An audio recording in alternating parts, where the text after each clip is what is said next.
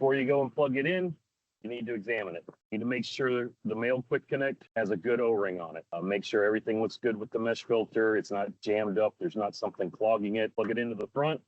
And something that can help aid having it slide in is you just dunk that tip with the O-ring into the water or into your cleaning solution beforehand, and it should connect it much easier. And also, you want to make sure that that thing stays submerged the whole time. If it starts curly queuing up, sucking air, the machine's not going to get clean. You have to open, and I'm going to disconnect the water just to take it out of play for us here. And I go ahead and open up the water dispense. So it dribble a little bit, but nothing's flowing. I disconnected the water, so I know there's nothing else coming into the machine. Now you can turn on the CIP pump. When you turn on the CIP pump, it's also going to automatically toggle on the water inlet valve, which is what we kind of took out of play right there by disconnecting the water line. And you'll see we've got water flowing. You should hear the pump gurgle a little bit. If it's having trouble, if you go to the pump on the output side, it needs a little help repriming. Now, you're going to encounter CIP pumps in two locations on these machines. Older machines are going to have the CIP pump in the back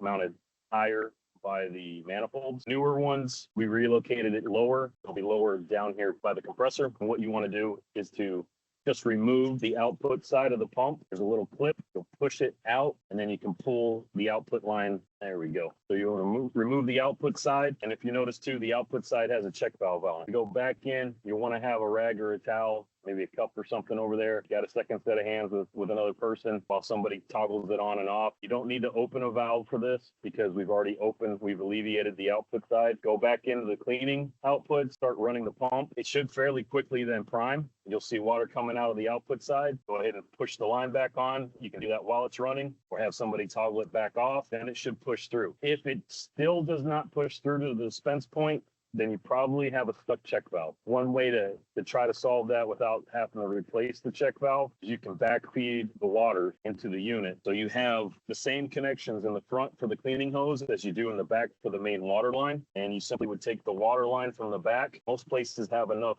service loop that you can do this. Take it to the front. You can plug that directly into the front port for the cleaning port, and it should force feed water up through the CIP pump. You open a valve, you should then get water coming through the dispense point. That tells you you've opened up that line. Connect the jug back up and run the pump, and it should be good to go. If not, then you may need to still replace that check valve.